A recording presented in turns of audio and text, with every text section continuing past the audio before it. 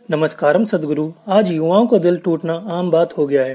किसी का दिल प्रेम ना मिलने की वजह से, किसी का दिल कड़ी मेहनत के बाद भी सफलता ना मिलने की वजह से, तो किसी का दिल ऐसे व्यक्ति के धोखा देने की वजह से टूट जाता है जिस पर बहुत भरोसा किया गया हो।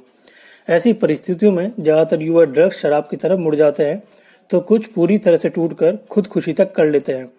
तो सद्गुरु, ऐसी परिस्थितियों में इन युवाओं को क्या करना चाहिए?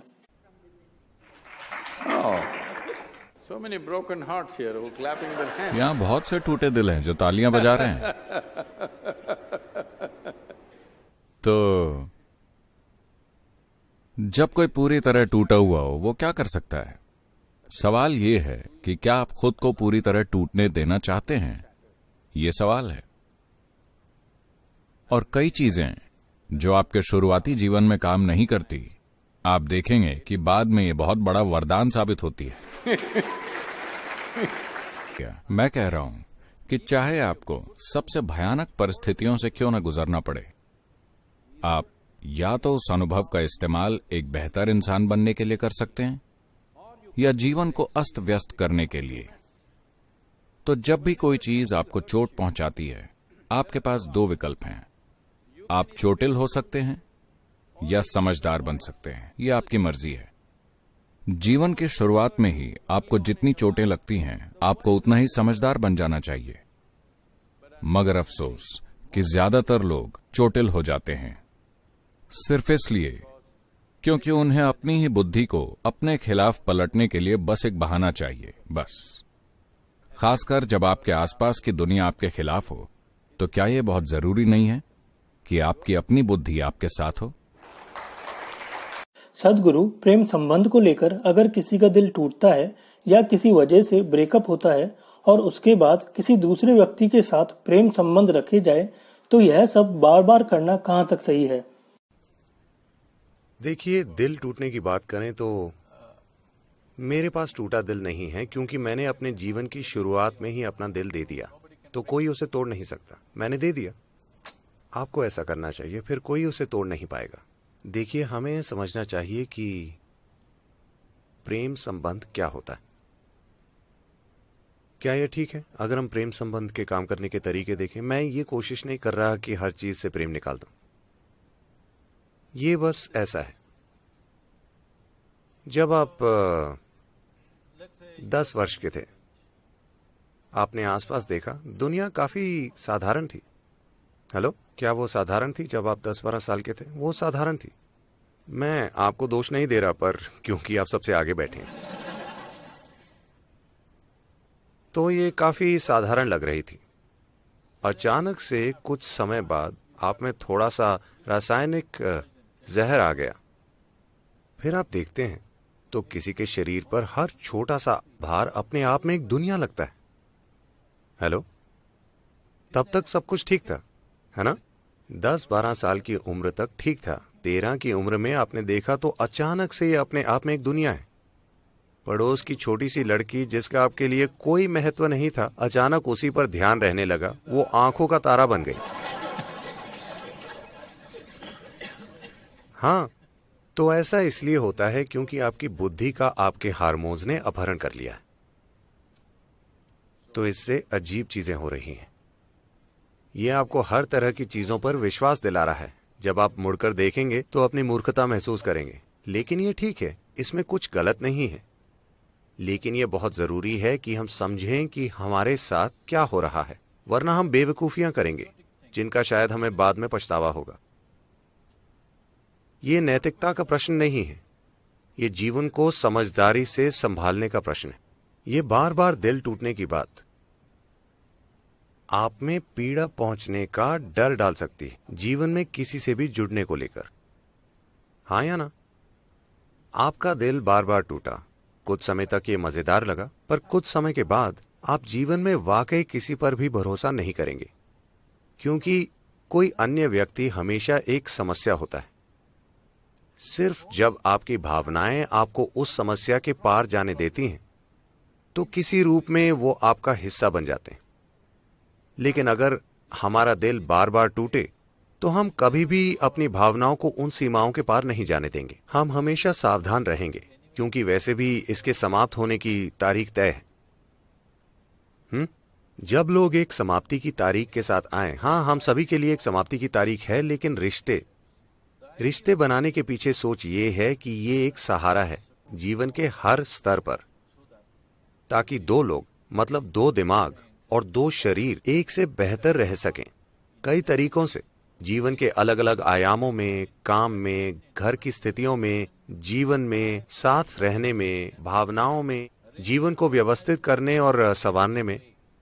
हर तरह से दो लोग एक इंसान से ज्यादा अच्छे से रह सकते हैं, यही सोच है। और निश्चित रूप से प्रकृति हमें एक दूसरे की ओर ले जाती है, क्योंकि प्रकृति को आपके प्रेम संबंध की परवाह नहीं है। वो बस चाहती है कि आप बच्चे पैदा करें। हाँ, आपको लगता है कि प्रकृति माँ को चिंता है कि आप प्रेम करते हैं या नहीं करते। वो चाहती हैं कि आप बच्चे पैदा करें, लेकिन हमने वो थोड़ा ज्यादा कर दिया है। अब कोई जल्दी नहीं है, हमें प्रकृति की इच्छा मानने की जरूरत नहीं है। हेलो, हाँ, अगर आप बाघ होते तो मैं आपको प्रोत्साहित करता, प्लीज बच्चे पैदा करें, क्योंकि वो प्रजाति खतरे में है। मनुष्य निश्चित रूप से खतरे में नहीं है, हम हर चीज को खतरे में डाल रहे हैं। तो बच्चे पैदा करना इस समय लक्ष्य नहीं है, हमने उसे किनारे कर दिया है। लेकिन प्रकृति का दबाव उसी तरफ है। लेकिन हमारी भावनात्मक जरूरतें, शारीरिक जरूरतें, मानसिक जरूरतें, शायद आर्थिक और सामाजिक जरूरतें हैं, अलग अलग जरूरतें हैं। इन जरूरतों को गरिमापूर्ण तरीके से पूरा करने के लिए, इन जरूरतों को देखिए, जब आप इंसान का रूप लेते हैं तो वो नहीं कर सकते। हालांकि ये वही चीजें हैं जो जानवर करते हैं, पर हम उन्हें ज्यादा गरिमापूर्ण और जागरूक तरीके से करना चाहेंगे। चाहे हम खाएं या संभोग करें या सोएं, हम उसे सुंदरता के लिहाज से थोड़ा ठीक से करना चाहते हैं। ये चीज जरूरी है। इसके लिए हमें एक और इंसान का सहयोग चाहिए जो खुद भी किसी रूप में हमसे मेल खाता हो। अगर हर 2 दिन में आपका दिल टूटता है और ये चलता रहता है तो आप इसकी परेशानियां देखेंगे। सदगुरु, जैसा कि आपने बताया कि बार बार रिश्ते बनाना और दिल टूटना सही नहीं है, क्योंकि इसके बाद हमारे लिए दूसरों पर विश्वास करना बहुत मुश्किल होगा। लेकिन सदगुरु, क्या रिश्तों को निभाने का कोई ऐसा तरीका है जिससे कभी दिल टूटे ही ना, या फिर रिश्ते में किसी भी तरह का कोई दुख देखने को मिले ही ना? एक इंसान के अंदर जरूरतें इसलिए पैदा हुई हैं क्योंकि उसमें एक अधूरेपन का भाव है।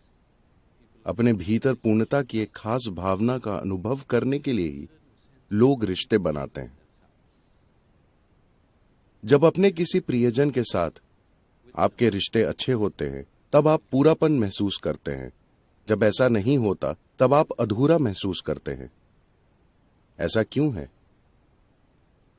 ये जीवन का ये अंश अपने आप में एक संपूर्ण इकाई है, तो ये अधूरा क्यों महसूस करता है और एक दूसरे जीवन के अंश के साथ साझेदारी करके ये खुद को तृप्त करने की कोशिश क्यों करता है? Fundamental reason is that we have not explored this life in its full depth and dimension. इसकी बुनियादी वजह यह है कि हमने इस जीवन को इसकी पूरी गहराई और आयाम में नहीं खोजा है। हालांकि उनका आधार वही है, लेकिन रिश्तों की प्रक्रिया अपने आप में जटिल होती है। इसमें उम्मीदें होती हैं और उम्मीदें और उम्मीदें और उम्मीदें। ज्यादातर लोग ऐसी उम्मीदें बना लेते हैं कि धरती पर कोई ऐसा इंसान नहीं होगा जो उन उम्मीदों को कभी पूरा कर सके।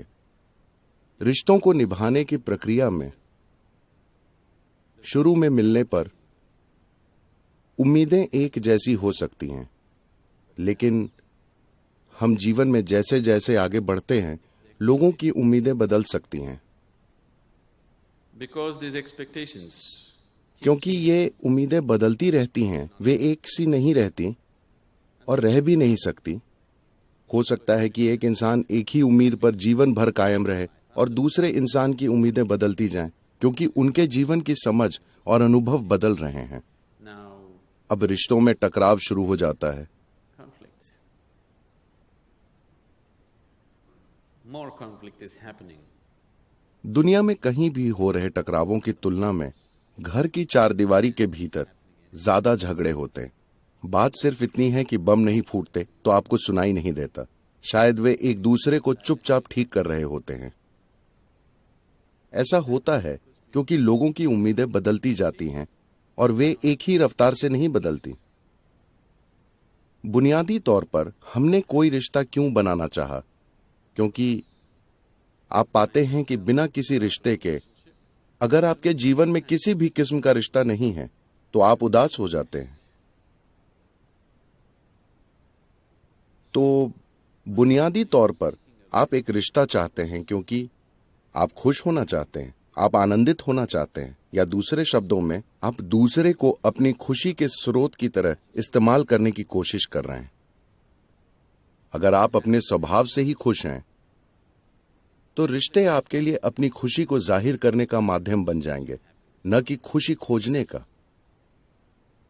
अगर आप खुशी पाने के लिए रिश्ता बना रहे हैं और दूसरे इंसान से खुशी निचोड़ने की कोशिश कर रहे हैं और दूसरा इंसान आपसे खुशी निचोड़ने की कोशिश कर रहा है, तो ये रिश्ता कुछ समय बाद तकलीफ पहुंचाएगा। शुरुआत में हो सकता है कि चीजें ठीक रहें क्योंकि कुछ उम्मीदें पूरी हो रही हैं, लेकिन अगर आप खुद ही आनंदमय बन गए हैं और आप रिश्ते इसलिए बना रहे हैं क्योंकि आप अपनी खुशी प्रकट करना चाहते हैं, तब कोई आपके बारे में शिकायत नहीं करेगा, क्योंकि आप अपनी खुशी फैला रहे हैं, न कि दूसरे इंसान से खुशी पाना चाहते हैं। तो अगर खुशी प्रकट करना और फैलाना ही आपका जीवन बन जाता है, न कि खुशी खोजने की कोशिश, तो रिश्ते स्वाभाविक रूप से शानदार होंगे। आप लाखों रिश्ते रख सकते हैं और फिर भी उन्हें अच्छे से जारी रख सकते हैं। अब किसी दूसरे की उम्मीदों को पूरा करने के इस पूरे सर्कस का सवाल ही नहीं उठता, क्योंकि अगर आप खुशी फैलाते हैं तो वे हर हाल में आपके साथ होना चाहेंगे।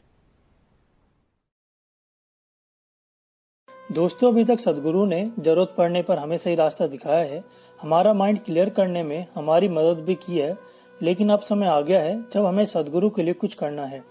आप सभी को पता होगा कि सदगुरु ने सूख चुकी कावेरी नदी को फिर से जीवित करने का प्रण लिया है। इसके लिए इसके आसपास किसानों द्वारा सदगुरु और ईशा फाउंडेशन की मदद से 242 करोड़ पेड़ लगाने की योजना बनाई गई है।